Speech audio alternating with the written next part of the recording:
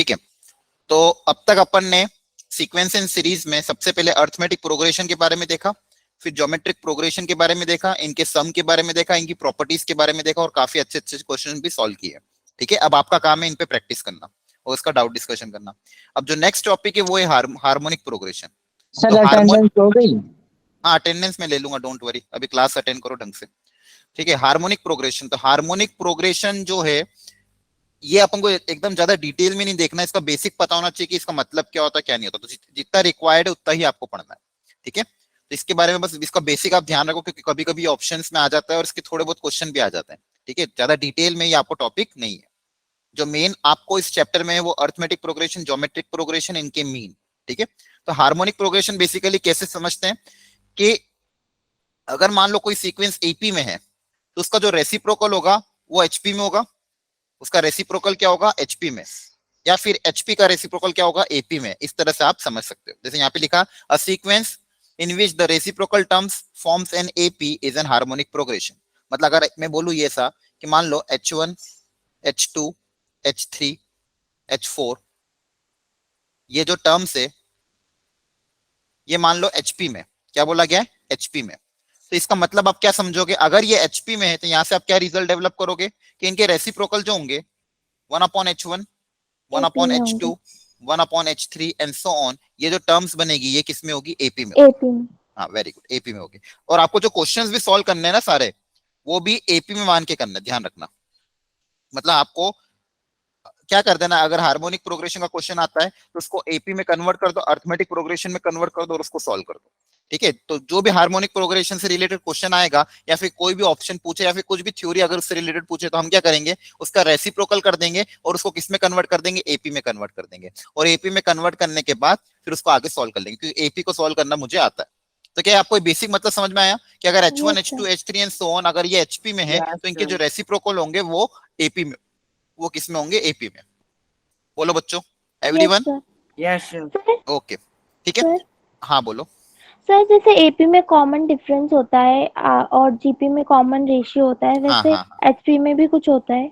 नहीं एचपी में ऐसा कोई हम डिफाइन नहीं करते हैं एक्चुअली, क्योंकि वो बहुत कॉम्प्लेक्स हो जाएगा। आपको सिंपली अगर मान लो एचपी का क्वेश्चन आता है तो आप क्या करना, उसका रेसिप्रोकल करके एपी में सॉल्व कर लेना। क्लियर है?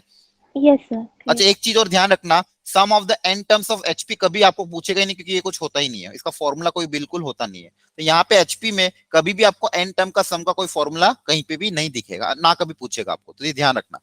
ठीक है, कभी भी इसके पीछे पढ़ना मतलब इसके पीछे लॉजिक मत लगाना कि sum of the N terms of HP निकालना है, नहीं, इसके लिए कोई फॉर्मूला नहीं है। सबको क्लियर है? हेलो, यस आया ना? सर। ठीक है, यस आपको सिर्फ है ना nth टर्म पूछेंगे, जनरल टर्म पूछेंगे और इसके बारे में बस रिलेशन पूछेंगे, अगर 3 टर्म एचपी होगी तो उसमें क्या रिलेशन है वो भी मैं आपको करूंगा। बेसिक डेफिनेशन आपको ध्यान रखनी है, अगर कोई टर्म्स एचपी में है तो उनके रेसिप्रोकल एपी में होंगे, बस खत्म, इतना ध्यान रखना है आपको। ठीक है, चलो इसमें थोड़े क्वेश्चंस करेंगे तो धीरे धीरे और चीजें क्लियर होगी। अब देखो ये समेशन वाला एक और क्वेश्चन मैंने लिया है, कल भी मैंने आपको सिखाया था समेशन का मतलब क्या होता है। सबसे पहले मुझे बताओ ये एक्स क्या दिया हुआ है मुझे, एक्स बोला है समेशन एन इक्वल टू, देखो क्वेश्चन दिखने में अजीब दिखेगा, जेई की एक खासियत होती है, दिखने में क्वेश्चन बहुत अजीब दिखेगा लेकिन क्वेश्चन वो जनरली इजी होते हैं। ठीक है, अब मुझे बताइए समेशन को कैसे ओपन करोगे आप, समेशन एन बराबर 0 से इंफिनिटी ए की पावर एन, कैसे ओपन होगा ये बताओ, कल सिखाया था आपको समेशन को कैसे ओपन करते हैं। यस सर ए की पावर इंफिनिटी। पहले ये बताओ समेशन को ओपन कैसे करते हैं, बोलो, कल सिखाया था ना, n going from 0 to infinity और समेशन लिखा हुआ ए की पावर एन पे और एन की वैल्यू पे है समेशन, बताओ क्या करोगे, इसको कैसे ओपन होगा, ये किसका सम है ये, ट्राई करो। सर 0 टू इंफिनिटी का। हाँ, अब टर्म्स क्या क्या है ये बताना है आपको, मतलब पहली टर्म क्या बनेगी, मतलब बेसिकली मैं क्या पूछ रहा हूँ, समझ पा रहे हो, N going from 0 to infinity A की पावर एन, तो ये समेशन है, मतलब टर्म्स का सम है, तो किन टर्म्स का सम है, तो यहाँ पे कौन कौन सी टर्म्स आएगी ये पूछ रहा हूँ मैं। पहली टर्म क्या बनेगी, सर एन की वैल्यू पहले 0 पुट करेंगे हाँ ना? वेरी गुड, एन की वैल्यू क्या पुटअप करोगे जीरो, तो ए रहा, एन की जगह 0 पुटअप कर दिया, फिर प्लस एन की जगह क्या पुटअप करेंगे 1 1, फिर एन की जगह क्या पुटअप करोगे बोलो 2 2, ऐसे करते एन की वैल्यू बस पुटअप करते जाओगे। हाँ या ना, ये समझ में आ रहा है कि नहीं आ रहा, जल्दी बोलो। समेशन ओपन करना आएगा ना ऐसे, बोलो। Yes Yes, sir. sir. और जवाब देते रहो, नहीं तो मैं मेरे से पूछते रहूंगा तो पूरी क्लास चली जाएगी, क्वेश्चन सॉल्व नहीं होंगे। आंसर दिया करो, नहीं समझ में आ रहा तो पूछना, और अगर आ रहा है समझ में तो हाँ या ना का जवाब देते रहना है, ठीक है, चुपचाप मत बैठे रहो। तो यहाँ पे x आपको दिया था समेशन ए की पावर एन, ए की पावर एन, समेशन किस पे अप्लाइड है, एन पे, तो एन की वैल्यू आप रखते जाओगे, एन की वैल्यू 0 रखी, 1 रखी, 2 रखी, 3 रखी and so on up to infinity. तो ये जो सीरीज गिवन है ये कौन सी series है? ध्यान से देखो इसको, कौन सी सीरीज है ये, ए जीपी। जीपी है, क्या है ये, जीपी। तो सम ऑफ इनफाइनाइट जीपी का फॉर्मूला, जीपी में सम ऑफ इनफाइनाइट जीपी का फॉर्मूला कल बताया था, बताओ क्या A था, divided by 1 minus R. A upon 1 minus r, a upon 1 minus r. तो यहाँ पे देखो फर्स्ट टर्म क्या है, ए की पावर 0 मतलब 1, फर्स्ट टर्म कितनी है 1 upon 1 minus r, common ratio बताओ कितना है,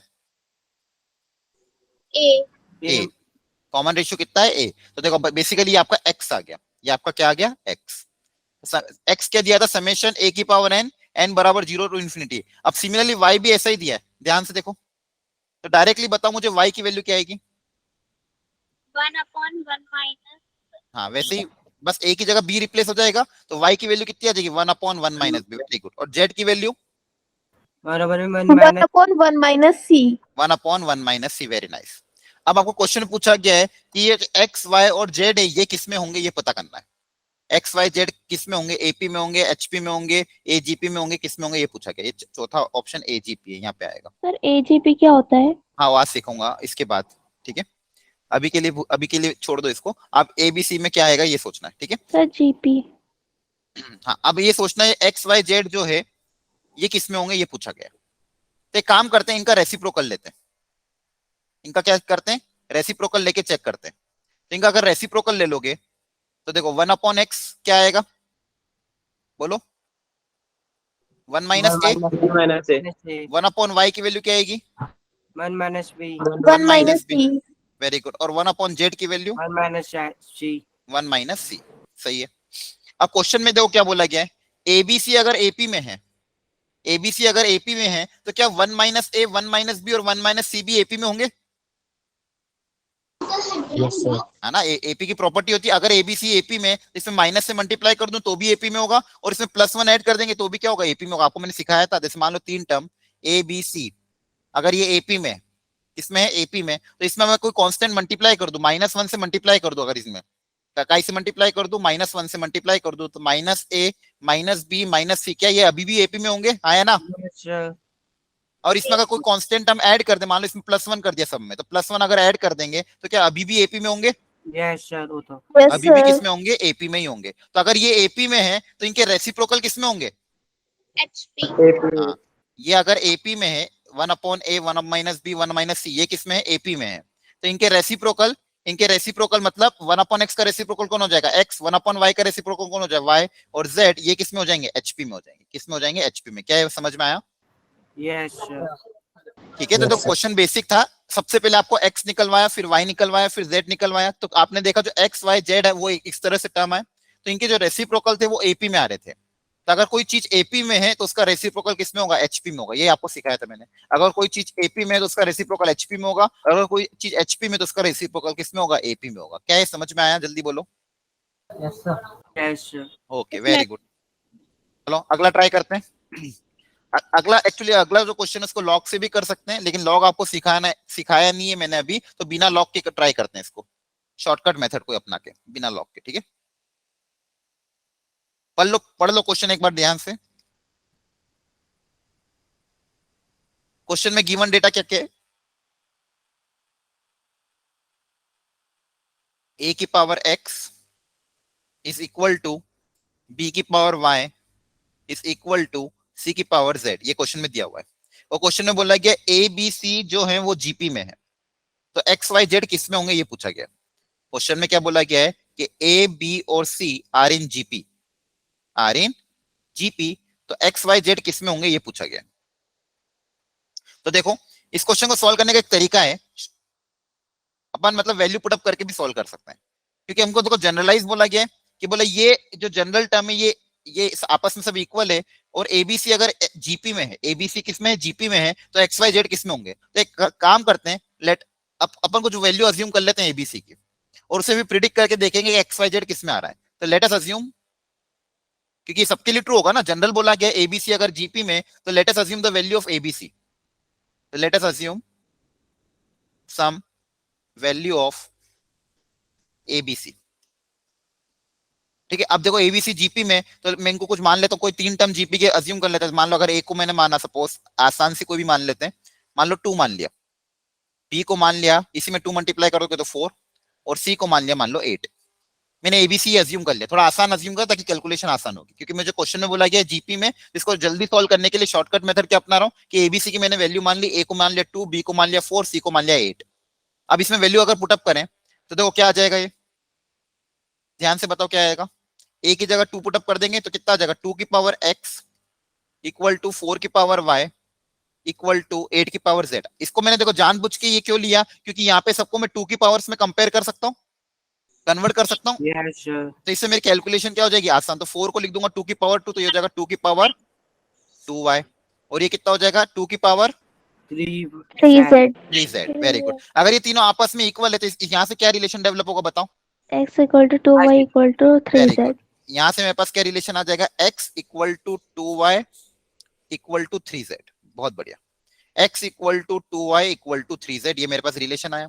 अब मुझे क्वेश्चन में ये पूछा गया था कि x y और z ये किस में होंगे, तो देखो मेरे पास रिलेशन आपस में क्या है, यह x equal to 2y equal to 3z। तो मान लो ये सबकी वैल्यू k के बराबर है, फॉर एग्जांपल अभी के लिए ये तीनों इक्वल है आपस में, ये तीनों आपस में क्या है, इक्वल। मान लो इन सबकी वैल्यू क्या है, k है, इन सबकी वैल्यू Yes क्या है sir। k। तो यहां से मेरे पास x कितना आ जाएगा k, y कितना आ k जाएगा by 2 k बाई 2, और z कितना आ जाएगा k by 3 k बाई 3। अब मुझे प्रिडिक्ट करना है कि ये जो एक्स वाई जेड आए हैं k बाई 2 और k बाई 3, ये एपी में है, जीपी में है कि एचपी में है। क्या ये एपी में है, नो सर, नहीं एचपी है। में। क्या ये जीपी में है, एचपी।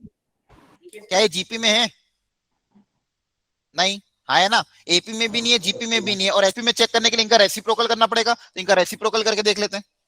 इनका रेसिप्रोकल देखो कितना आ जाएगा, 1 अपॉन एक्स की वैल्यू कितनी आ जाएगी 1 बाई के, 1 अपॉन वाई की वैल्यू कितनी आ जाएगी 2 बाई के, और 1 अपॉन जेड की वैल्यू कितनी आ जाएगी 3 बाई के। तो ये जो 3 टर्म मैंने बने ये किस में है, AP. ये एपी में है। ये 3 टर्म किस में है, एपी में। क्या ये समझ में आ रहा है, 1 बाई के 2 बाई के 3 बाई के, ये एपी में होगा, हाँ है ना, बोलो। yes sir। तो अगर Yes, ये sir. एपी में है तो इनके रेसिप्रोकल जो होंगे वो किस में होंगे, hp में एचपी में। HP. वो किस में होंगे, एचपी में। तो आपका आंसर क्या आ जाएगा, एचपी वाला। ठीक है, तो बस इस तरह से ऑप्शन में आपको पूछ सकते हैं एचपी के बारे में, और थोड़ा बहुत बेसिक डिटेल। तो आपको देखो हर जगह मैं क्या कर रहा हूँ, एक ही चीज कर रहा हूँ कि अगर एचपी में चेक करना तो उनका रेसिप्रोकल चेक कर लेता हूँ। अगर रेसिप्रोकल एपी में आ रहा है मतलब वो गिवन टर्म किस में होंगे, एचपी में होंगे। वो गिवन टर्म किस में होंगे, एचपी में होंगे। क्या है, समझ में आ रहा है आपको, बोलो बच्चों। yes sir। उत्तर आ गया सर। Okay, very good. ठीक है, तो यही आपको बोला कि यही ट्रिक है कि एचपी के क्वेश्चन को अगर सॉल्व करना है तो उनको करस्पॉन्डिंग एपी में कन्वर्ट कर दो और क्वेश्चन को सॉल्व कर लो। उनको किस में सॉल्व करो, एपी में कन्वर्ट करके क्वेश्चन को सॉल्व कर लो। चलो अब ये ट्राई करो, आराम से ट्राई करो, शांति से, कंफ्यूज मत होना, बेसिक्स आराम से अप्लाई करो, बेसिक्स क्वेश्चन।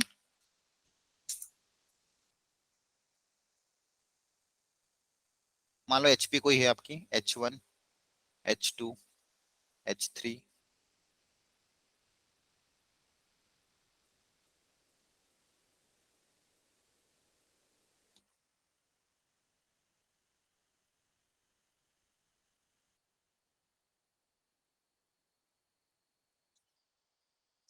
बोला गया seventh term of the HP is 8। Seventh term कितनी की वन है, 8th, 8th टर्म इज 7। पूछा 15th टर्म क्या होगी,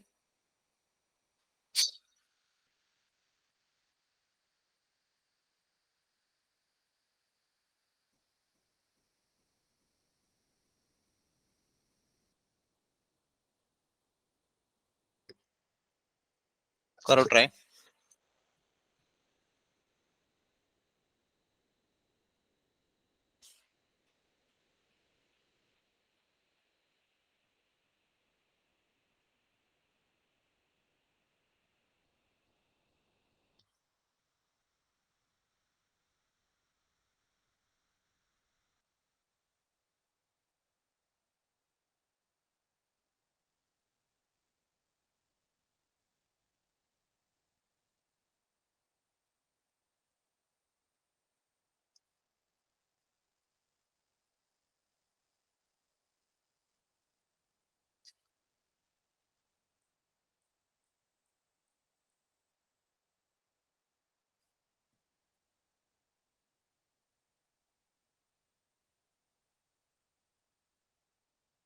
Sir, 56 by 15.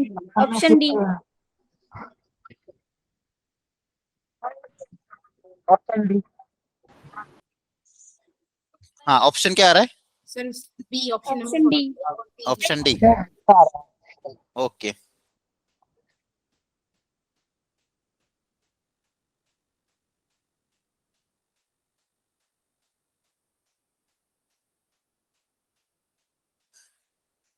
बाकी लोग भी जल्दी ट्राई कर लो।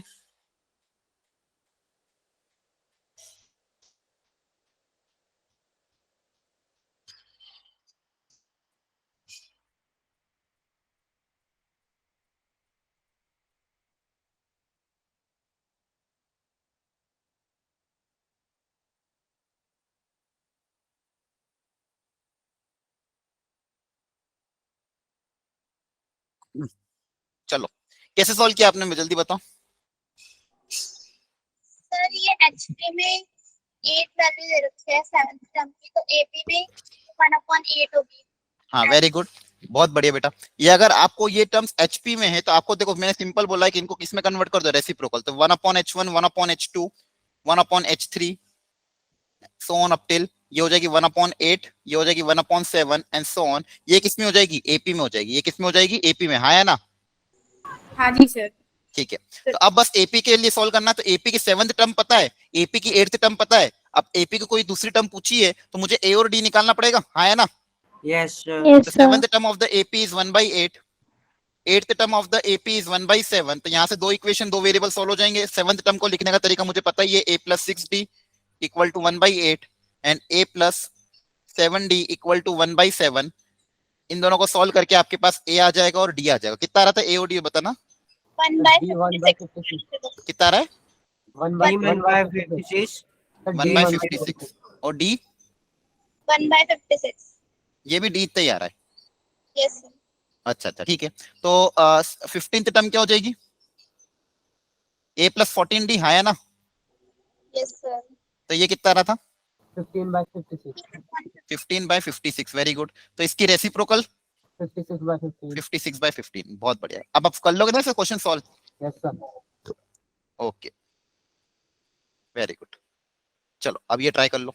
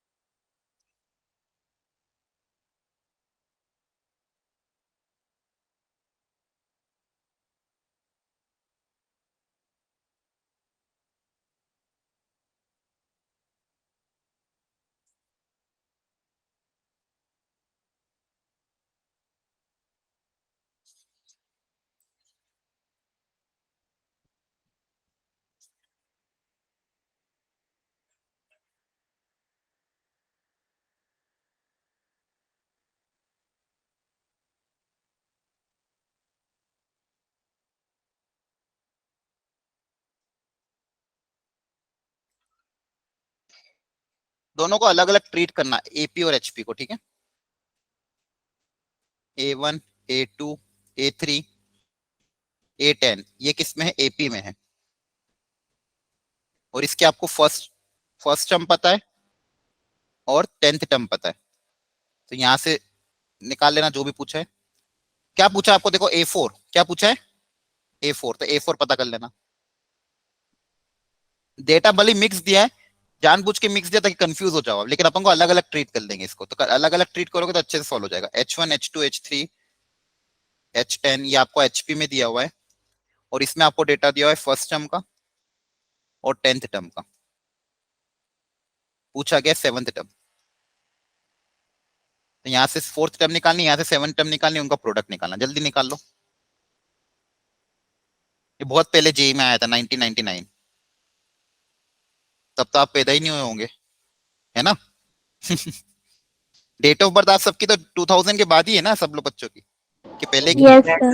ठीक है, तो बाद ही किए सर। बाद ही की, ठीक है।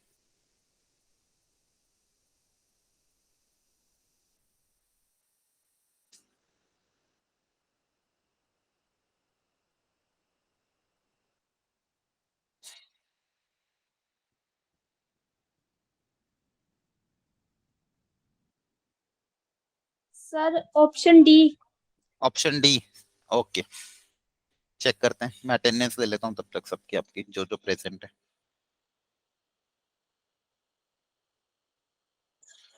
बाकी लोग जल्दी निकालो, आ रहा है आंसर।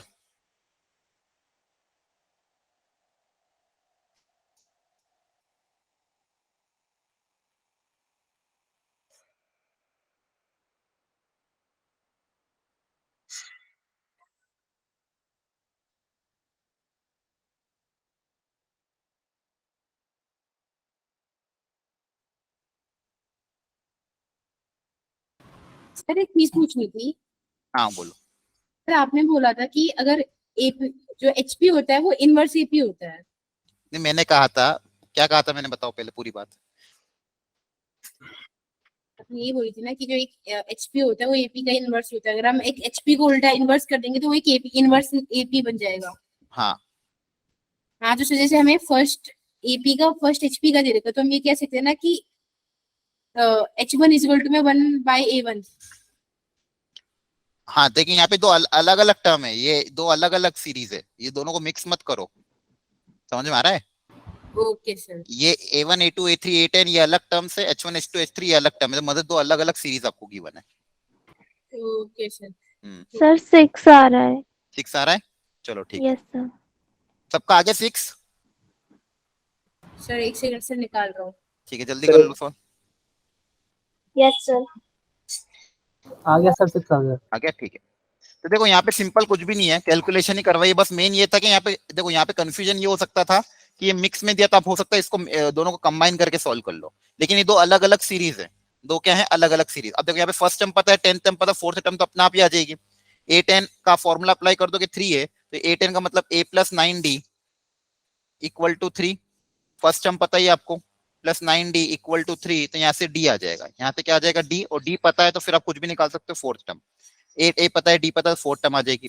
अगेन यहाँ पे HP में गिवन है, तो इनके रेसिप्रोकल जो होंगे वो किस में होंगे, AP में होंगे, तो इनका रेसिप्रोकल कर लें अगर, तो उस AP की फर्स्ट टर्म कितनी हो जाएगी, 1/2 है ना, और 10th टर्म कितनी हो जाएगी, 1/3। फर्स्ट टर्म पता है, 10th टर्म पता है, तो यहाँ से भी D निकल जाएगा। Yes yes sir. सर। और यहाँ से भी AP का 7th टर्म आ जाएगा, और AP का 7th टर्म आ जाएगा तो उससे HP का 7th टर्म आ जाएगा। कर लोगे solve? Yes sir. Yes sir, yes कर सर। लिया। ठीक है, तो इसका आंसर 6 आएगा। एक बार घर पे जाके वापस चेक कर लेना जिनका बाकी रह गया। चलो नहीं सर 6 आ गया था। ओके, 60 है सर। 6 ही है, वेरी गुड। अब जैसे हमने AP GP और AP और GP में देखा था, ABC अगर HP में तो उनमें आपस में रिलेशन देखा था, सेम अब मुझे HP में देखना है। सेम किस में देखना है, HP में। चलो आप ड्राइव करो। अच्छा मुझे पहले उनका बता दो, एक बार याद दिखला दो, यहाँ पे साइड में लिख लेते हैं। अगर ABC AP में है तो आपस में रिलेशन बताओ। B equal to A plus C upon A 2. plus C। B equal to A plus C upon 2, ये सबको रटा होना चाहिए अब, ठीक है। और ABC अगर GP में है तो B square equal to square is equal to AC। Very good, B square equal to AC, बहुत बढ़िया। अब इसका डिराइव कर दो। अगर ABC HP में तो इनमें आपस में रिलेशन निकालो।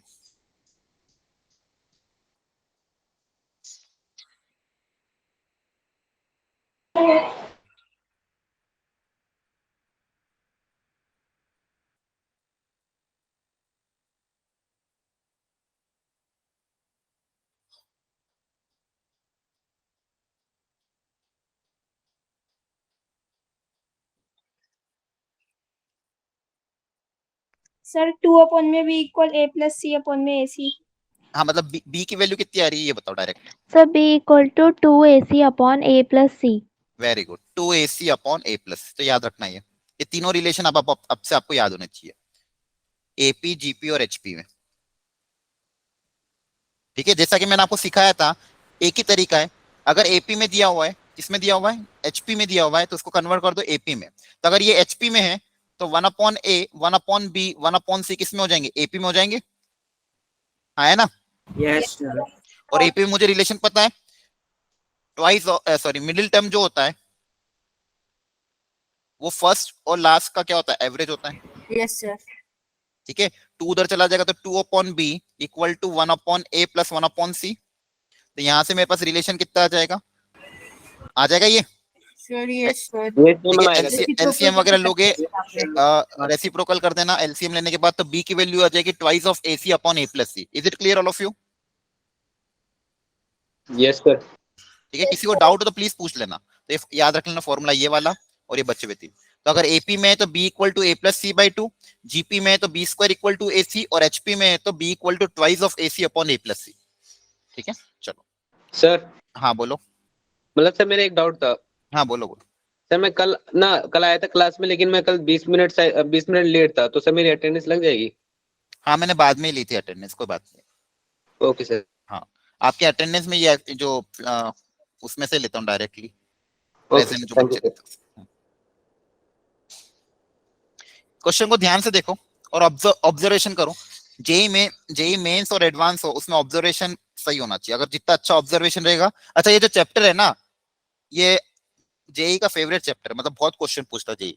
एडवांस में तो काफी क्वेश्चन पूछता है, ये मेंस में भी काफी क्वेश्चन पूछता है। और एडवांस के क्वेश्चन जो जनरली रहते हैं वो सब क्या रहते हैं, ऑब्जर्वेशन बेस्ड रहते हैं। ठीक है। अच्छा बीच बीच में मैं आपकी एडवांस की भी अलग से क्लासेस लेता रहूंगा मॉर्निंग में। अभी आपके भी स्कूल खत्म हो रहे थे, जैसे जो चैप्टर कंप्लीट हो जाएगा, जैसे मान लो ये चैप्टर जैसे कंप्लीट होगा, मॉर्निंग में किसी दिन इसके जेई एडवांस के पीवाई के अपन डिस्कशन करेंगे। ठीक है। और भी जो चैप्टर कंप्लीट हो गए आपके, कौन कौन से टॉपिक कवर हो गए? सेट रिलेशन फंक्शन हो गया ना बेसिक, और फिर ट्रिग्नोमेट्री हो चुका है। इसके अलावा भी हो चुका है। क्वाड्रेटिक भी हो गया। क्वाड्रेटिक भी हो चुका है। ठीक है, तो इनके भी अपन जेई एडवांस के क्वेश्चन प्रैक्टिस कर लेंगे एक आध दिन एक्स्ट्रा क्लास लेके। बस सर वो फंक्शन वाला रह गया, तो मतलब लास्ट सेकंड चैप्टर। फंक्शन कौन सा रही है? सर वो सेकंड चैप्टर। फंक्शन तो पढ़ाया है ना आपको बेसिक। हाँ सर उतना तो पढ़ा है। हाँ बाकी तो क्या 12th में पूरा डिटेल आता है। फंक्शन 12th में 6 क्लास पढ़ाया जाता है। चलो इसको ध्यान से देखो। If the roots of the quadratic equation are equal, इस क्वाड्रेटिक इक्वेशन के रूट्स क्या हैं? इक्वल है। तो आप इसको ऑब्जर्व करो क्वाड्रेटिक को ध्यान से। तो ऑब्जर्वेशन से मुझे बताओ इस क्वाड्रेटिक का रूट क्या होगा? एक्स की ऐसी कौन सी वैल्यू होगी जो इसमें रखने पे आंसर 0 आ जाए? ऑब्जर्वेशन लो ध्यान से। एक्स की ऐसी कौन सी वैल्यू है जिसमें मैं इसमें रखूं ताकि आंसर 0 आ जाए? सर 0। नहीं, 0 रखने पे 0 थोड़ी आएगा। 0 रखने पे शुरू की 2 टर्म 0 होगी, ये बच जाएगी। Yes sir. बताओ, सोचो थोड़ा सा। ऑब्जर्वेशन को सिमेट्रिक है पूरा, देखो यहाँ पे ए फिर बी माइनस सी फिर बी सी माइनस ए और सी ए माइनस बी, सिमेट्रिकल है। रूट्स एक्स के इक्वल है। एक्स की ऐसी कौन सी वैल्यू जो इसमें रखने पे ये सब चीजें आपस में कैंसल आउट होके 0 आ जाए? लगाओ यार ऑब्जर्वेशन। बस सर 2 मिनट। हाँ सोचो।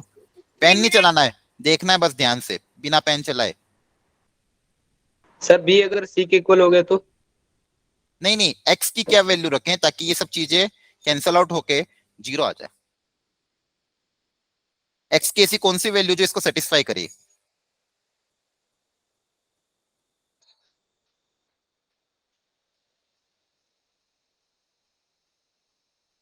सिमेट्रिकल है बच्चों, थोड़ा सा सोचो। सर 1। सर 1। हाँ बहुत बढ़िया, सर 1। सही है। x इक्वल टू जो 1 है, 1 रख के देखो, देखो 1 रखोगे जैसे ही तो ये 1 बन जाएगा। ये यहाँ से a भी आएगा, यहाँ से माइनस ए भी आएगा, कैंसिल। यहाँ से ए सी आएगा, यहाँ से माइनस ए सी, यहाँ से माइनस ए सी आएगा, यहाँ से प्लस ए सी आएगा, वो भी कैंसिल हो जाएगा। रख के देखो आप लोग, आया ना? बोलो। Yes sir. Yes sir. अब इक्वेशन को सेटिस्फाई करता है तो मतलब इसके दोनों रूट्स क्या होंगे? 1 होंगे। मान लो इसके रूट्स हैं अल्फा और बीटा, तो दोनों रूट्स इक्वल है क्वेश्चन में, तो दोनों के दोनों रूट्स की वैल्यू कितनी होगी? 1 के बराबर होगी। क्या ये बात समझ में आई? Yes sir. तो ये ध्यान रखना, अगली बार ऐसे सिमेट्रिकल इक्वेशन हो ए बी सी इस टाइप से, तो x इक्वल टू 1 उसको जैसे सेटिस्फाई करता है, तो यहाँ पे x इक्वल टू 1 इसको सेटिस्फाई कर रहा है। मतलब दोनों रूट्स मुझे पता चल गए। अब मुझे अगर एबीसी में आपस में रिलेशन डेवलप करना है तो बताओ क्या, कौन सा तरीका अपना? सर एचपी आएगा। नहीं नहीं, तरीका क्या अपना, पहले वो बताओ जो पूछा है वो। सर एबीसी में आपस में रिलेशन देखना मुझे, अगर रूट्स मेरे को पता चल गए, अब इसका यूज कैसे करें? और sum of zero. Alpha plus beta equal रखे alpha beta. Product of zero. Sum of very good. Product of the zero का भी यूज कर सकते हो, सम ऑफ द जीरो भी यूज कर सकते हो। प्रोडक्ट ऑफ द जीरो की बात करूं मैं, तो प्रोडक्ट ऑफ द जीरोस का फॉर्मूला क्या होता था? माइनस बी अपॉन ए, आया ना? Sorry C upon A. C upon A. ठीक है, मतलब सी मतलब क्या होता था? Constant term, coefficient of X square. हाँ constant term divided by coefficient of X square. ठीक है, तो product of the zero, product कितना होगा? 1 into 1, और कांस्टेंट टर्म कितना है? c into a minus b upon coefficient of X square कितना है, a इंटू बी माइनस सी। तो ये 1 आ जाएगा, रेसिप्रोकल करोगे, कैलकुलेट करो जल्दी से, तो हो जाएगा a into b minus c equal to c into a minus b. आपस में मल्टीप्लाई कर दोगे तो हो जाएगा a b minus a c equal to A c minus b c. Check कर लेना कैलकुलेशन। अब ए सी को साथ में रख सकते हो, बी सी उधर चला जाएगा, तो A B plus B C equal to twice of A C. यहां से बी कॉमन आ रहा है, क्या बच रहा है, A plus C equal to twice of A C. तो देखो बी की वैल्यू क्या आ गई finally, 2ac upon A plus C. तो ये किस में रिलेशन होता है, अभी अभी याद कराया था, एचपी, एचपी में होता है। ठीक है, देखो इसका यूज करवा दिया, आ गया समझ में आप? Yes sir. Okay, very good. तो ऐसा एक तो ऑब्जर्वेशन आपको करना है कि x इक्वल टू 1 इस इक्वेशन को सेटिस्फाई कर रहा था। फिर हमने प्रोडक्ट ऑफ द जीरो का कॉन्सेप्ट अपनाया, product of the zero equal to constant term c upon a, reciprocal क्या सिंप्लीफाई किया, तो एबीसी में जो रिलेशन आया वो एचपी को सेटिस्फाई कर रहा था। तो इसका आंसर क्या आ जाएगा, एचपी। ठीक है, चलो एक और ट्राई कर लो। बोला गया ABC are distinct term in AP, ABC अगर एपी में है, a square b square c square HP में है, then which of the following is true. तो a minus b by two c, ये जो 3 टर्म है ये जीपी में होंगे। 4 ऑप्शन दिए हुए अलग अलग, चेक करना है आपको, अप्लाई करो कॉन्सेप्ट।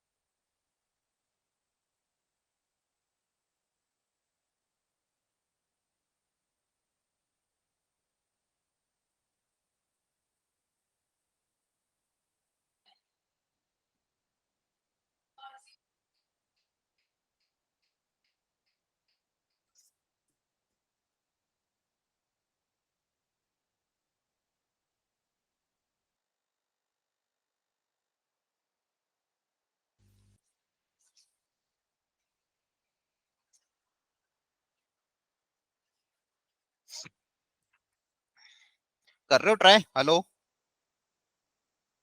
यस सर कर रहे हैं। हाँ, यस सर।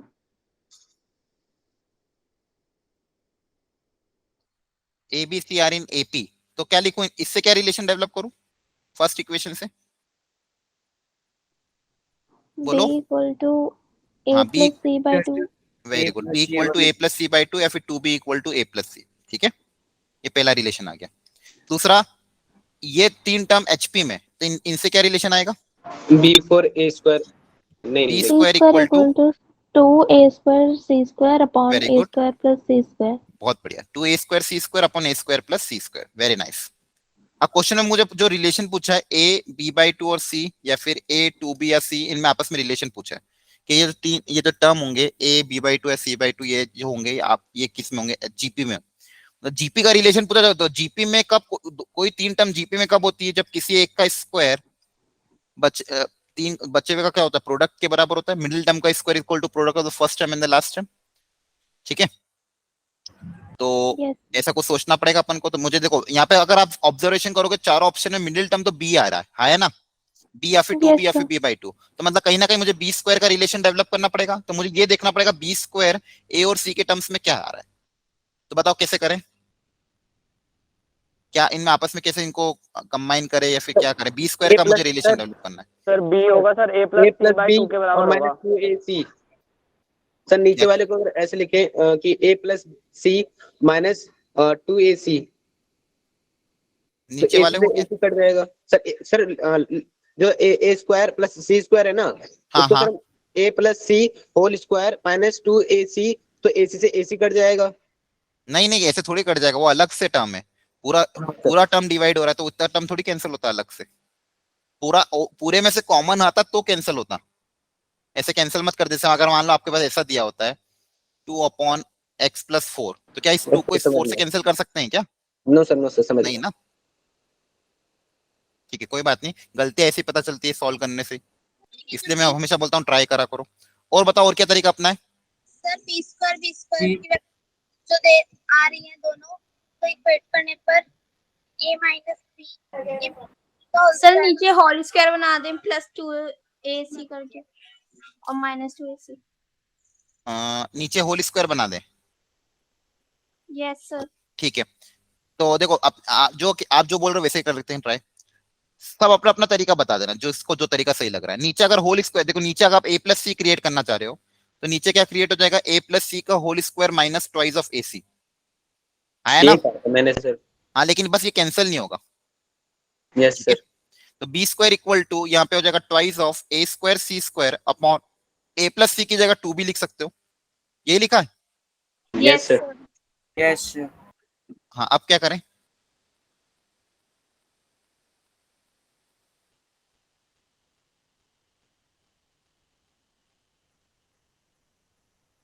बताओ। सर एक क्वेश्चन था। हाँ बोलो। सर इसमें b की जगह सर हम a+c/2 पुट नहीं कर सकते सर, उससे गलत हो जाएगा। नहीं, गलत थोड़ी होगा। दो इक्वेशन, आप दोनों इक्वेशन को कैसे भी सॉल्व करो, आपकी मर्जी। अल्टीमेटली मुझे बस इन तीन में रिलेशन डेवलप करना है। आप मैनिपुलेशन तो कर सकते हो, बी की वैल्यू यहाँ पुट अप कर दो ना, ये तो एक जैसे ही है दोनों, ए बी सी सब सेम है। ओके। ये बाद में फिर वो t square x square is equal to t, ऐसे मतलब फॉर्म बन रहा है। अच्छा, वैसा फॉर्म बन रहा है, ठीक है। अगर यहाँ से अगर आप रेसिप्रोकल करोगे, देखो हाँ, चलो इसी को सॉल्व करते हैं। अगर आगे एक सेकंड, इसको अगर आगे सॉल्व करोगे तो ये उधर चल जाएगा, तो बी स्क्वायर का एक टर्म है, यहाँ पे क्या बनेगा? 4b square minus 2ac equal to twice of a square c square. ये बी स्क्वायर अंदर चल जाएगा, तो 4b⁴ माइनस बी स्क्वायर के साथ 2ac equal to twice of a square c square. अगर आपने बी स्क्वायर को टी माना तो ये जो कन्वर्ट हो जाएगी क्वाड्रेटिक बन जाएगी 4t square minus 2ac into t minus 2a square c square equal to 0। यहां से टी की वैल्यू निकाल लोगे। टी मतलब क्वाड्रेटिक है, हाँ है ना? Yes sir. टी सबको समझ में आ रहा है? क्या किया है, इसको उधर भेजा, अंदर मल्टीप्लाई किया, तो अब देखो b⁴ बी स्क्वायर का टर्म आ रहा है। कल ही सिखाया था आपको मैंने, बी स्क्वायर को टी मानोगे तो टी में क्वाड्रेटिक आ गई। अब यहाँ पे अगर क्वाड्रेटिक फॉर्मूला अप्लाई कर दें, minus b plus minus under root b square minus 4ac, तो 4a इंटू सी करोगे तो ये देखो 4 2 ज़ा 8, 8 4 ज़ा 32, 32 a square c square upon 2a। ये कैलकुलेशन कर लेना। तो रूट के अंदर 36 a स्क्वायर सी स्क्वायर आएगा। रूट के अंदर क्या आएगा? 36 a स्क्वायर सी स्क्वायर, तो बाहर बन के 6 ac आ जाएगा, हाँ है ना? क्लियर हो रहा है? Yes sir. जिसको डाउट हो तो प्लीज पूछ लो।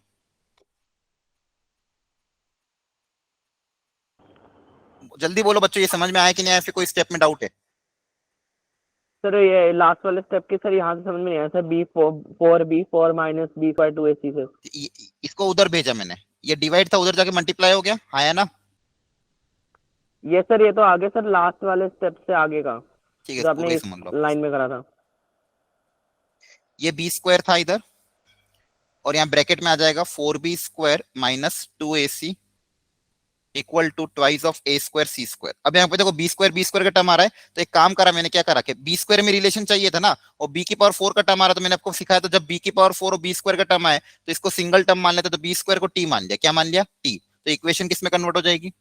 टी इंटू ब्रैकेट में 4t minus 2ac equal to twice of a square c square. यहाँ से क्वाड्रेटिक जो बनेगी 4t square minus 2ac into t minus 2a square c square equal to 0। ये क्वाड्रेटिक इक्वेशन में, यहाँ पे क्वाड्रेटिक फॉर्मूला अप्लाई करूंगा तो टी की वैल्यू आ जाएगी minus b plus minus under root b square minus 4ac, तो डी की वैल्यू 6ac आ रही है अपॉन 2a मतलब 8। अब यहाँ से दो, एक बार प्लस लेंगे एक बार माइनस लेंगे, माइनस लोगे तो नेगेटिव आएगा तो रिजेक्ट हो जाएगा, प्लस लोगे तो 2 + 6 कितना आ जाएगा 8, 8 अपॉन 8, तो टी की वैल्यू कितनी आ जाएगी ac आ जाएगी, हाँ या ना यस सर, बोलो। यस सर, अरे आ रहा है कि नहीं आ रहा समझ में, जल्दी बोलो। यस सर, सर, आ रहा है। आ रहा है ना, ठीक है। सर तो यहाँ पे दो वैल्यू है, ये रिजेक्ट हो Yes, जाएगी, sir, ये आ रहा है। हो जाएगी, क्योंकि टी का जो टर्म है वो बी स्क्वायर है, तो नेगेटिव टर्म रिजेक्ट हो जाएगा। तो फाइनली मेरे पास रिलेशन क्या आया, बी स्क्वायर इक्वल टू कितना आ गया एसी आ गया। तो बी स्क्वायर इक्वल टू अगर एसी आया, ये रिलेशन डेवलप हुआ, तो बताओ क्या आएगा आंसर। ये खुद ही आ गया ना, और कुछ तो नहीं आ रहा ना, देखो एक बार प्लस देंगे तो 8ac, 8 और 8 कैंसिल हो जाएंगे, तो t इक्वल टू ac आ गया। t किसको माना था अपन ने, बी स्क्वायर को, तो B square equal to ac आ गया। तो abc तो जीपी में होना चाहिए, यहाँ पे ऑप्शन नहीं है क्या। नहीं सर जो अंडर रूट वाला होता है ना, उसमें मेरे को थोड़ा सा डाउट हो रहा है, मतलब आपका 6 आ रहा है, मेरा 12 आ रहा है, मे बी मैं गलत कर रहा हूँ। एक बार चेक कर लेते, कोई दिक्कत नहीं, वापिस से इसका डी निकाल के देख लेते हैं अलग से। 4t square minus 2ac t into this, इसका डिस्क्रिमिनेंट निकालो, यहाँ पे निकाल लेते हैं डी। बी स्क्वायर मतलब ये हो जाएगा माइनस 4ac, तो 4a इंटू सी, तो 4 4 जा 16, 16 टू 32 तो होगा, ये रूट के अंदर आएगा। यस जगह सर, मैंने गलत किया था, है ना 36a स्क्वायर सी स्क्वायर, तो रूट के बाहर आके 6ac बनेगा। हाँ मैंने 4 नहीं लिया था सर, मेरी गलती है। ठीक है। तो यहाँ पे ये आ रहा है, तो यहाँ पे देखो कैलकुलेशन तो सही है ना। आप Yes, लोगों sir. का आंसर क्या आ रहा था, यही आ रहा है।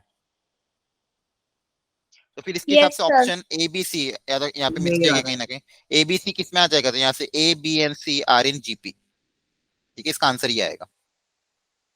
ठीक है, और घर पे एक बार कैलकुलेशन चेक कर ले, तो बी स्क्वायर की इसके वैल्यू अलावा- एसी के बराबर है ये, तो बी स्क्वायर अगर एसी के बराबर है तो ए बी सी किस में होगा, जीपी में होगा। क्लियर है सबको। सर इसके अलावा और कोई यस सर, छोटा मेथड है, ये तो बहुत ज्यादा बड़ा है। बड़ा नहीं है तो समझाने में को टाइम लगा, इसको कैलकुलेशन करने में 1 मिनट भी नहीं लगना चाहिए आपको, ये तो एक एक स्टेप को मैंने 2 बार लिखा। यस सर, ठीक है, सिंपल दो इक्वेशन, 2 वेरिएबल थे, उनको आपस में सॉल्व करना था आपको। ठीक है, और एक रिलेशन डेवलप करना था बी स्क्वायर और एसी के टर्म्स में, तो बी स्क्वायर को टी मान लिया, रिलेशन डेवलप हो गया।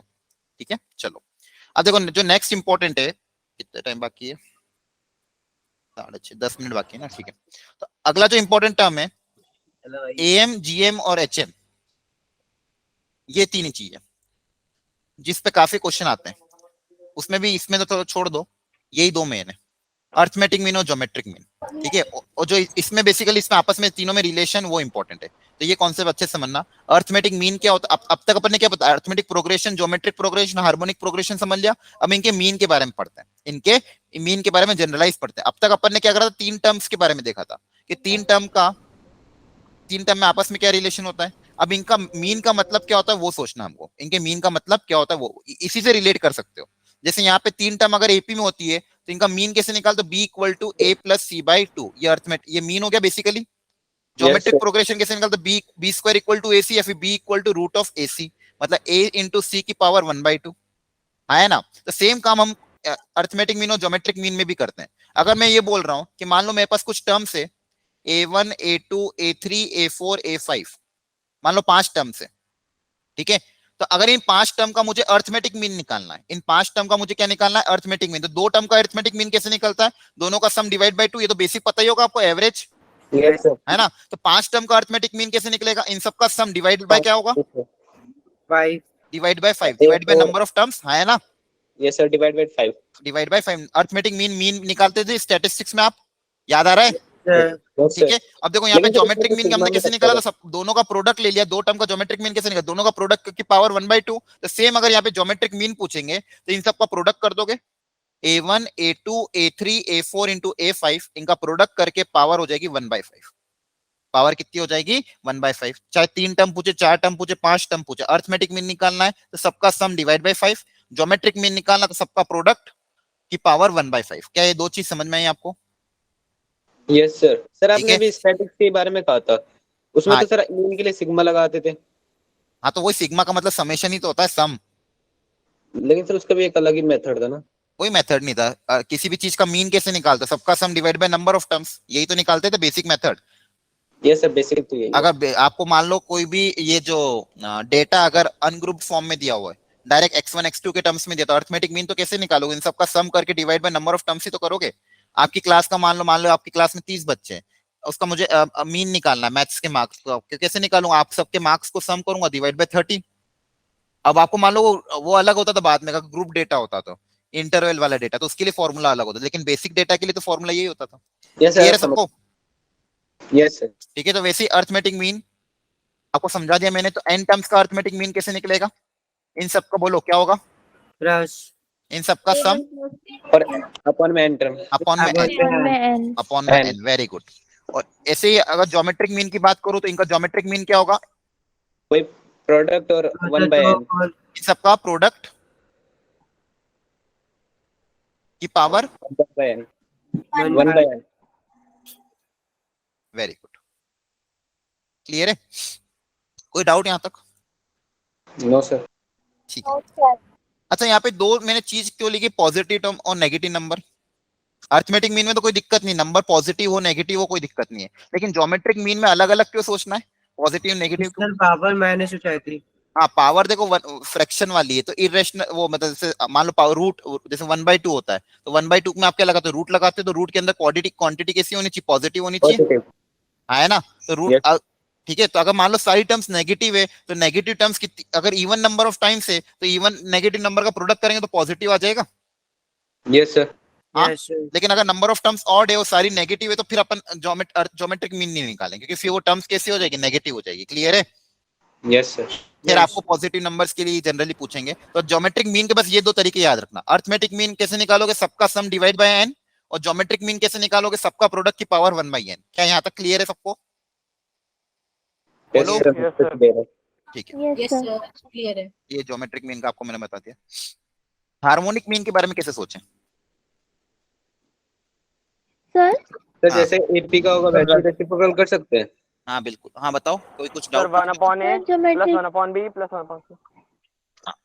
जैसे मान लो बेसिक से जाते हैं अपन, A1 A2 A3 up till मान लो AN, इसका मुझे हार्मोनिक मीन निकालना है, तो कैसे निकालूं हार्मोनिक मीन? सर जैसे एपी का ऐड, मतलब एपी का क्या है तो वैसे ही कर सकते हैं रेसिप्रोकल करके। लेकिन ये तो जनरल टर्म है, समझ में आ रहा है? Yes sir, yes. ये क्या है? जनरल टर्म है। तो जैसे अपन एक रिलेशन डेवलप करते हैं, जैसे अर्थमेटिक, जैसे अपन ने एबीसी, अगर जब मैंने बोला था एबीसी अगर 3 नंबर है, जैसे बी अपन ने कैसे निकाला था? A+C/2 निकाला था, हाँ है ना? वैसे ही अपन ने एचपी में बी कैसे निकाला था? 2AC upon A+C, upon A plus सी, है ना? तो देखो इसको कैसे लिखेंगे? 2 को ऊपर रेंज दिया, AC को अगर मैं नीचे डिवाइड कर दूं, AC को नीचे डिवाइड कर दूंगा तो क्या आ जाएगा? देखो 1/C प्लस 1/A आ जाएगा, यस सर। है ना? तो देखो 2 अपॉन बेसिकली क्या आ जाएगा? 1/A plus 1/C। तो देखो इसी तरह से आप ये देखो ध्यान से, ऊपर 2 नंबर ऑफ टर्म्स और नीचे उनका क्या? ऐसे रेसिप्रोकल का एडिशन। तो वैसे ही यहाँ पे हार्मोनिक मीन का भी फॉर्मूला ऐसे ही आता है। नंबर ऑफ टर्म्स कितनी है? N n। और नीचे क्या आएगा बताओ? 1 plus a 1 plus 1/A1 plus 1/, reciprocal आ रहा है, देखो नीचे क्या आ रहा है? रेसिप्रोकल आ रहा है, सम है ना? N. 1/A1 plus 1/A2 plus 1/A3 up till 1/AN। ये आपका हार्मोनिक मीन हो गया। ये खैर बहुत कम यूज होता है, लेकिन बस फॉर्मूला ध्यान रख लेना, सर यही पूछ रहा था मैं से। ठीक है? और लॉजिक ऐसे ही डेवलप Sir. किया। हाँ बोलो। सर हमने 1/C प्लस 1/A क्यों किया? सर हम उसे वैसे भी तो रिलेट कर सकते थे कि n इंटू में product of the terms and then फिर अपॉन में सम ऑफ द टर्म्स। हाँ कर सकते हो वैसे भी रिलेट, नहीं, हाँ उसमें अलग है। यहाँ पे देखो 2 टर्म थी इसलिए आपको ऐसा रिलेशन दिखा है। जनरलाइज फॉर्म में ऐसे याद रखना है इसको, ओके सर। ठीक है? मतलब इसको याद रखना आसान है, वो वैसे भी कर सकते हो, कोई दिक्कत नहीं, लेकिन इसको याद रखना आपके लिए ज्यादा आसान होगा। ओके सर एक बार दोबारा रिपीट कर देना, कौन सा मेथड बोला था दूसरा वाला? दूसरा कुछ नहीं, उन्होंने बोला डायरेक्ट इसी में अप्लाई कर दो, ऊपर प्रोडक्ट हो रहा है नीचे सम हो रहा है, ठीक है? समझ गया। लेकिन आप में इसलिए उसमें देखो कंफ्यूजन होगा, हो सकता है गलती भी हो जाए। आप लोग बस इतना ध्यान रखो इसको। ये दिख रहा है सबको क्या? Yes sir. ऊपर क्या लिखोगे? n, नीचे उनके रेसिप्रोकल का सम, ऊपर n नीचे उनका रेसिप्रोकल का सम। क्या ये क्लियर है सबको? Yes sir. Yes sir. जैसे मान लो तो अगर एक एग्जांपल लेते हैं ABCD, इनका हार्मोनिक मीन बताओ क्या होगा? Sir Four. n 4 सर 4 4 1 में 1 upon a plus 1 upon c plus 1 upon d। साथ से याद रखो, very good, प्लस बहुत बढ़िया। चलो हार्मोनिक मीन हो गया, करो ट्राई। सर हाँ बोलो। सर हम ज्योमेट्रिक मीन में नेगेटिव वाले में कैसे करेंगे? नेगेटिव देखो, अगर प्रोडक्ट नेगेटिव आ रहा तो इसका ज्योमेट्रिक मीन आपको आएगा ही नहीं क्वेश्चन में, क्योंकि नेगेटिव का फिर रूट वूट आप नहीं ले सकते हो। समझ में आ रहा है? Okay sir. नेगेटिव टर्म्स अगर दिए तो फिर नंबर ऑफ टर्म्स इवन होगी। Okay sir. फिर आपको नेगेटिव टर्म के साथ बहुत कम ही डील देंगे, बहुत कम क्वेश्चन आता है, आपको ज्यादातर पॉजिटिव टर्म्स के साथ ही खेलना है। ट्राई करो ये वाला।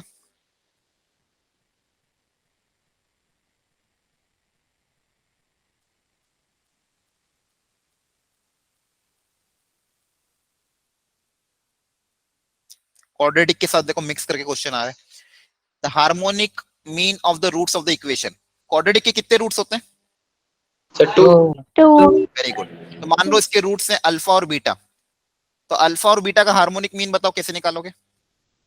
अभी जो सिखाया था वैसे। 2 upon 1 upon अल्फा हाँ है ना? कह रही तो आपको याद भी, इसका सिंप्लीफाई करोगे तो ये आ जाएगा। यस सर अब बताओ इनकी वैल्यू क्या आएगी? सिंपल बता डायरेक्टली। ऊपर क्या दिया हुआ है? product of root. Product of the c root. upon a। हाँ सी अपॉन है। प्रोडक्ट ऑफ द रूट क्या होता है? सी अपॉन ए होता है। Yes sir. और नीचे क्या दिया? Sum of the root minus B upon A. Solve कर लोगे कि नहीं? Yes sir yes sir. हो जाएगा solve. ठीक है, हो जाएगा। बस इतना ही पूछा था, इसको सिंप्लीफाई कर लेना जो भी रैशनलाइज करके, कुछ भी नहीं है तो बच गया, वैसे तो हो जाएगा। ये कैंसिल आउट हो जाएगा, ऊपर से 2 कॉमन लोगे, नीचे से कैंसिल हो जाएगा, 4 आ जाएगा आंसर। है ना? सर हाँ बोलो। अगर सर ये जो एक्स स्क्वायर का जो कोफिशिएंट है, अगर उसमें सर ऐसे लिखा होता जैसे कि मतलब एक मेथड बना होता जैसे 4 + 5, तो सर उन सबको कॉमन लेके 0 कर सकते थे क्या क्या? सर? जैसे कि ये 5 + √2 है ना, तो हाँ। उसको अगर 4 + √5 करके और फिर उनको कॉमन लेके 0 से मल्टीप्लाई कर सकते हैं सर क्वाड्रेटिक में? हाँ देखो, कांस्टेंट है ना, कांस्टेंट को तो कॉमन ले ही सकते हो ना, बेसिक मैथमेटिक्स तो अप्लाई कर सकते हो, उसमें क्या है? अगर मान लो कोई कांस्टेंट टर्म कॉमन आ रही है तो उसको कॉमन लेके 0 में भेज दो। ठीक है? Okay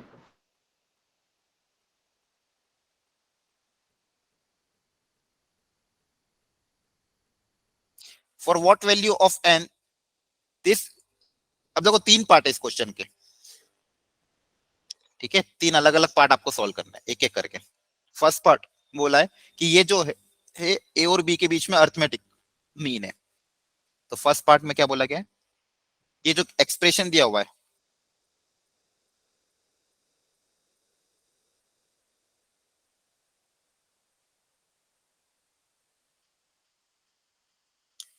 this expression is the arithmetic mean between A and B. तो ए और बी का अर्थमेटिक मीन क्या होगा?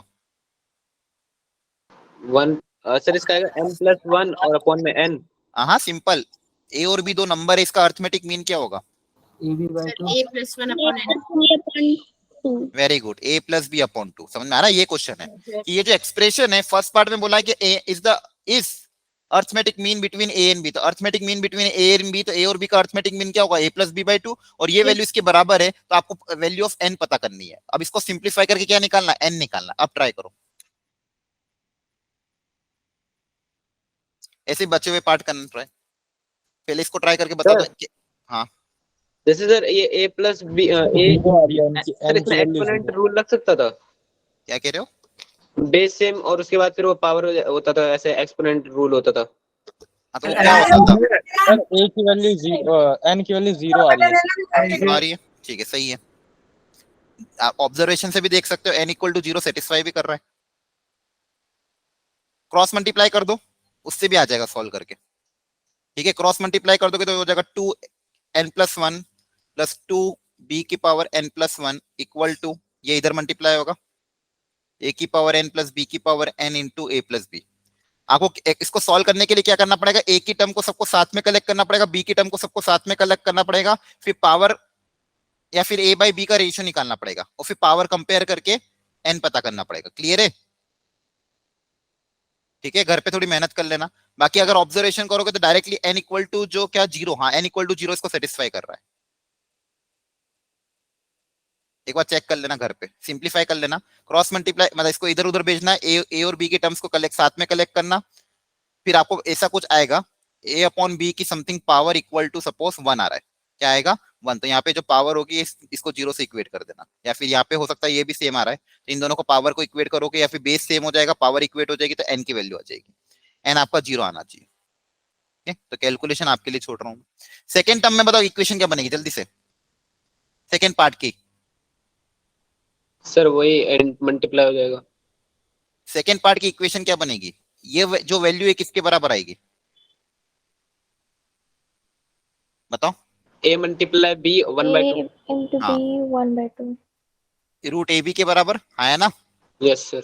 ठीक है, अब यहां से आपको सोच के बताना कि n की कौन सी वैल्यू इसको सेटिस्फाई करेगी। ठीक है, और थर्ड पार्ट में इसी को इक्वेट, इसी सेम को बस इक्वेट कर दोगे हार्मोनिक मीन से, इसी सेम को इक्वेट कर दो किससे, हार्मोनिक मीन से। यहां से n पता करना है कितना आएगा और यहां से n पता करना है कितना आएगा। क्या क्लियर है? कैलकुलेशन है कैलकुलेशन अच्छी बनेगी, थोड़ा सा सिंप्लीफाई करके दिमाग लगाना पड़ेगा। सर हाँ मेरा एक सर बेसिक डाउट है। बोलो जल्दी बोलो।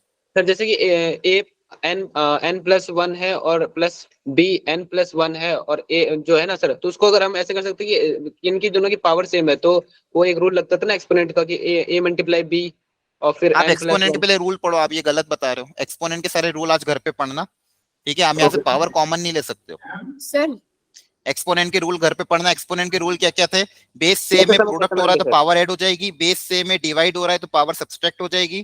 ठीक है, बेस अलग अलग है, पावर सेम है और प्रोडक्ट में हो तो पावर कॉमन आएगी।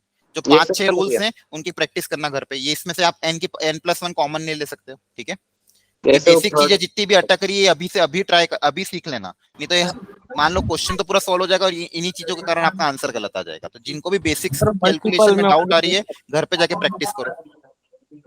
मल्टीपल हाँ बोलो। सर एक बार ये वाला क्वेश्चन में जो आपने HM वाला पार्ट बताया था वापस बता दो, मैं लीव हो गया था, नेट लैग हो गया मेरा, समझ नहीं आया। ए और बी का अर्थमेटिक मीन, फर्स्ट पार्ट में अर्थमेटिक मीन इक्वेट किया, सेकंड पार्ट में ज्योमेट्रिक मीन इक्वेट किया, थर्ड पार्ट में हार्मोनिक मीन इक्वेट किया। वो बस आपको एन निकालना, अभी सॉल्व नहीं किया मैंने, सिर्फ मैंने इक्वेट करके रख दिया, सॉल्व आपको घर पे करना है। फर्स्ट पार्ट में बोला था कि इसकी वैल्यू अर्थमेटिक मीन के बराबर होगी, सेकंड पार्ट में ज्योमेट्रिक मीन के बराबर होगी, थर्ड पार्ट में हार्मोनिक मीन के बराबर होगी। अब इनको आपको कैलकुलेट करके क्या पता करना है, एन पता करना है। आ गया समझ में? हाँ जी सर। सर इसका सॉल्यूशन आप डाल दोगे ना कि मतलब नहीं सॉल्यूशन नहीं डालूंगा मैं, खुद से सॉल्व करोगे। अब नहीं आएगा तो मुझसे पूछ लेना अगली क्लास में, लेकिन आपसे आना चाहिए वाला सॉल्यूशन आपको। मतलब सर ये होमवर्क है? हाँ होमवर्क है, ये मेहनत आपको घर पे करनी है। ठीक है, ओके सर। तो ही सीखने को मिलेगा, मैं सॉल्व कर दूंगा तो कोई मतलब नहीं है। क्लियर है सबको? Yes sir. ठीक है, तो ये यहाँ तक था। अब कल की क्लास में हम अर्थमेटिक मीन, ज्योमेट्रिक मीन और हार्मोनिक मीन में रिलेशन देखेंगे और सीरीज वाले क्वेश्चन करेंगे। क्लियर है सबको? Sir okay okay everyone, thank you, bye bye, good night, thank you sir, bye bye bye. Thank you Bye, sir. Thank you.